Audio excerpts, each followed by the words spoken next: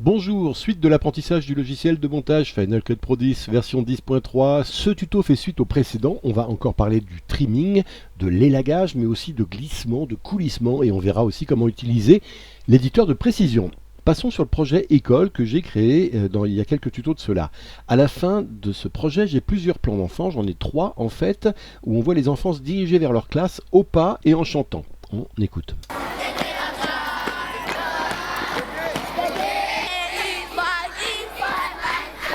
Voilà, et ben on va utiliser le trimming pour améliorer le montage, synchroniser les plans, hein, les mouvements de pied, parce que là c'est un peu n'importe quoi, je sais pas si vous l'avez remarqué, mais moi je viens de le remarquer. Alors je suis toujours sur mon outil élaguer, mon outil de montage ici. Je vais commencer par faire du ripple ou de l'élagage simple sur chaque plan, hein, où je vais jouer sur la poignée d'un plan pour trouver sur par exemple ces deux plans là, trouver un raccord où les pieds soient synchrones. Regardez par exemple, on voit ici. Vous voyez que j'arrive au bout du plan ici et le petit garçon qui est juste là, il est en train de poser son pied, hein, là, son pied droit, il est en train de le poser par terre. Et puis après on voit que c'est pas du tout un pied droit qui repart, donc c'est pas synchrone. Donc ce que je voudrais ici, je vais utiliser d'abord l'outil Ripple ici pour, ça va être plus simple de le repérer quand le pied est bien par terre et en plein milieu du mouvement. Ici, vous voyez, avec l'autre pied qui arrive par-dessus. Donc j'ai un pied, le pied droit qui est bien posé par terre, et l'autre pied qui est, lui, en l'air, en plein milieu. Donc on est en plein sur l'appui du pied droit. Et maintenant, sur le plan de gauche, je vais le trimer également, je vais l'élaguer jusqu'à ce qu'on ait un pied qui, vous le voyez, soit, alors le pied droit toujours, soit bien au milieu comme ça. Là, par exemple, je suis pas mal. Vous voyez le pied droit du garçon. Là, je vous l'entoure. Vous voyez, là, il est bien posé par terre, et hop, là, il remonte, là, donc il est à plat. Donc là, je peux supposer, comme tous ces enfants marchent en rythme, que les deux plans vont être synchrones. Et regardez, je relis pour écouter. Hein, c'est pas mal, moi, je trouve. Regardez, paf, paf, paf, paf, paf. Pour régler ces choses-là, notamment pour faire un élagage image par image, des fois vaut mieux se séparer du magnétisme ici. Donc je décoche mon magnétisme ici, qui sinon fait par exemple que hop, on va coller très facilement la tête. De manière générale, on monte avec le magnétisme, sauf quand on fait ces petits ajustements très très précis. Donc ici, une petite parenthèse, je décoche le magnétisme ici, où j'appuie sur la touche raccourci clavier N. Maintenant, je vais à la fin du clip des pieds en gros plan, donc à la fin de ce clip là, et il faut que je raccorde également, hein, regardez, je vais essayer de trouver une image qui me permette de raccorder simplement au suivant. Donc pour le moment, c'est un peu en l'air. Je vais essayer de reculer jusqu'à ce que je trouve une image. Regardez, cette fois-ci, alors le problème c'est qu'il y en a un qui marche pas en rythme là, dans ces enfants. Hein, parce qu'il y en a plusieurs qui ont le pied droit, il y en a celui qui est au milieu là, il n'est pas en rythme. Je vais je vais me régler en fonction de ce pied blanc là. Le blanc il est en rythme lui pour le coup. Donc voilà, celui-là, tap, tap, hop, là il est à plat. Et je vois que la chaussure noire à côté, également, elle est à plat ici comme ça, avec l'autre pied au milieu, à peu près comme ça. Donc là, voilà, je suis sur le même rythme avec le pied droit des enfants qui est à plat. Et ici, je vais essayer de synchroniser de la même manière avec les pieds des enfants, de manière à être sur, au départ, un enfant qui a le pied droit à plat également.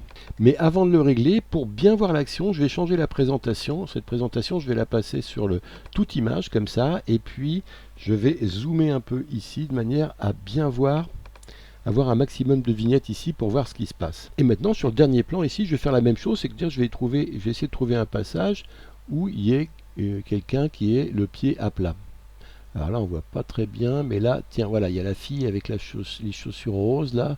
Hop, elle pose son pied droit par terre ici. Hop, hop, là, le pied est au milieu et ça repart ici. Hein, donc je pense que là, je vais être synchro. Je suis juste sur l'image suivante où le pied commence à redécoller. Alors, je vais relire tout ça, hein, en dézoomant un petit peu pour bien voir mes 3 plans de fin. Regardez.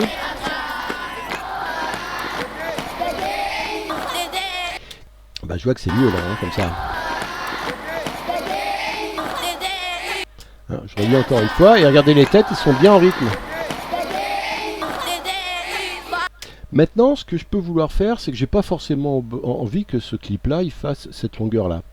Donc, je peux utiliser, maintenant que j'ai synchronisé tout ça, si je fais du roll ici, regardez, si j'utilise mon outil roll ici, je vais rallonger d'une image ici en raccourcissant sur l'autre, donc ça va garder ma synchrone. Donc vous voyez ici, je peux m'amuser à choisir un autre plan d'entrée pour le plan du milieu, qui est notamment là trop long, hein. C'est un plan serré, il faut qu'il soit court. Donc par exemple, je vais me mettre à ce moment-là, hein. Je vais choisir un plan où par exemple, vous voyez, le pied ici sort à droite, le sac rouge sort, voilà, comme ça, jusqu'à ce que mon sac rouge sorte. Et je relis ici ce que ça donne.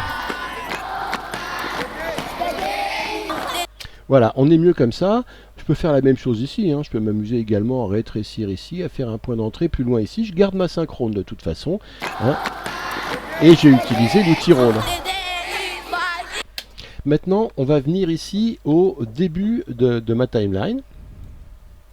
Et on va faire autre chose. Regardez, là, on va cette fois-ci prendre ce clip-là. Et on se met au milieu et il y a une nouvelle icône ici qui apparaît. Et cette nouvelle icône, hop, si je clique, je vois que ça affiche les deux bouts de mon clip. Ça veut dire que c'est les deux bouts de mon clip qui vont bouger. Et si je glisse vers la gauche, regardez ici, les icônes me montrent bien ce qui se passe. La durée de clip ne change pas, mais la sélection des points d'entrée et de sortie glisse d'un côté ou de l'autre dans mon rush vidéo ici. Et je vois mes deux images en haut qui vont me donner le point d'entrée et le point de sortie de ce plan. En même temps, j'ai le compteur qui me dit par rapport au endroit où j'étais, j'ai glissé de 9 images vers la gauche, ou au contraire, j'ai glissé, vous voyez ici, de 11 images vers la droite. Ça, c'est l'outil de glissement et c'est aussi un outil très utile.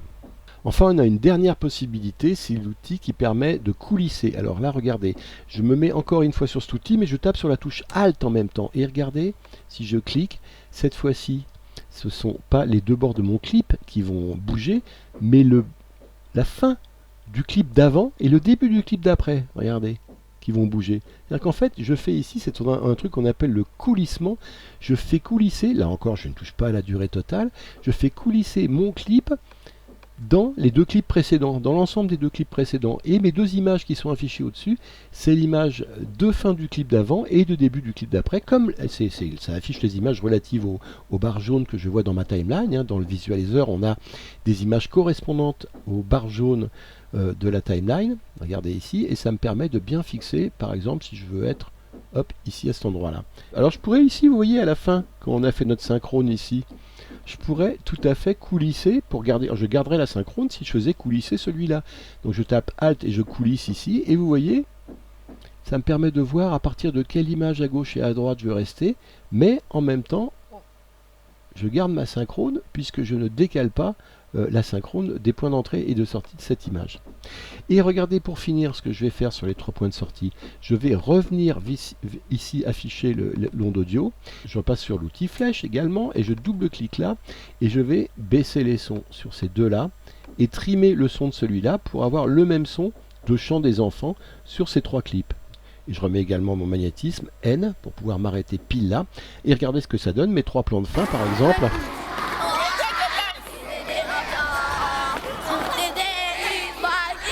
Vous voyez que j'ai une marche synchrone et en même temps c'est synchrone avec le chant.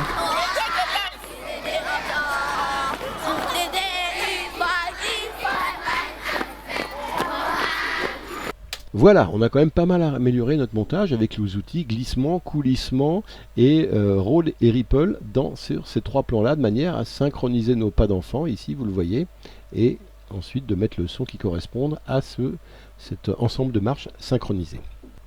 Je reviens au début encore une fois ici du projet. On va maintenant se poser ici sur cette coupe là, hein, donc on la sélectionne ici et on double-clique dessus. Et regardez ce que je fais, en double-cliquant dessus, j'ai ouvert l'outil d'éditeur de précision qui me permet de faire du montage de manière beaucoup plus précise, hein, autour des points de montage. Qu'est-ce qui se passe? La timeline nous montre cette fois le clip de gauche en haut du scénario principal et le clip de droite en bas. En clair, ici, on voit les parties, hein, quand je survole ici, je survole dans la partie du clip qui est utilisée, mais ça nous montre aussi la partie inutilisée, ce qui reste du clip vidéo que je n'ai pas utilisé ici, hein. Et vous voyez que ça va jusqu'à la fin ici de ce clip, donc c'est ce qu'on appelle les poignées ici. Maintenant, qu'est-ce que je fais? En bas, donc, c'est la même chose avec le clip entrant, le clip de droit ici, j'ai tout ce qu'il y avait avant, que je pourrais utiliser si je voulais, hein, mais que pour le moment, j'utilise qu'à partir de là.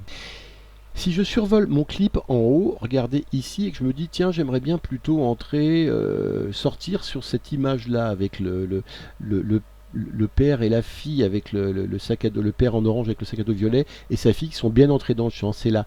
Et bien si je clique là où j'ai ma barre de survol, très simplement je clique, hop, ça modifie mon point de montage. Et maintenant mon plan, regardez, si je le relis, alors pour le relire, je me mets là au milieu, hein, et puis je mets la souris là au milieu et je clique. Vous voyez, mon plan il s'est rallongé avec cette partie-là. En bas, c'est pareil, si je veux que ça rentre avant, par exemple, parce que je trouve ça plus stable, hein. Je vais prendre cette partie-là, donc je vais commencer ici, pouf. Et maintenant, si je veux aller au clip d'après, bah, je peux utiliser les flèches haut et bas, pouf. Là, maintenant, je vais faire le clip d'après. Et vous voyez que ce clip-là, je voudrais l'arrêter plus tôt, parce que là, je trouve que ça bouge aussi beaucoup. Donc hop, je fais ça, puis pouf, je clique ici. Et ce plan-là, après, celui d'après, je voudrais qu'il rentre plus tôt. Par exemple, là où le gamin commence à monter, paf, ici. Et puis après, je vais à mon clip suivant. Donc je fais, hop, flèche de bas. Et cette fois-ci, vous voyez que je peux aussi naviguer par les points ici, comme ça. Mais je vais au clip suivant ici. Et puis là, je vais dire que ce plan-là, je voudrais qu'il s'arrête pile ici, boum. Et celui-là, par contre, tiens, j'aime bien j'aime bien le petit enfant ici.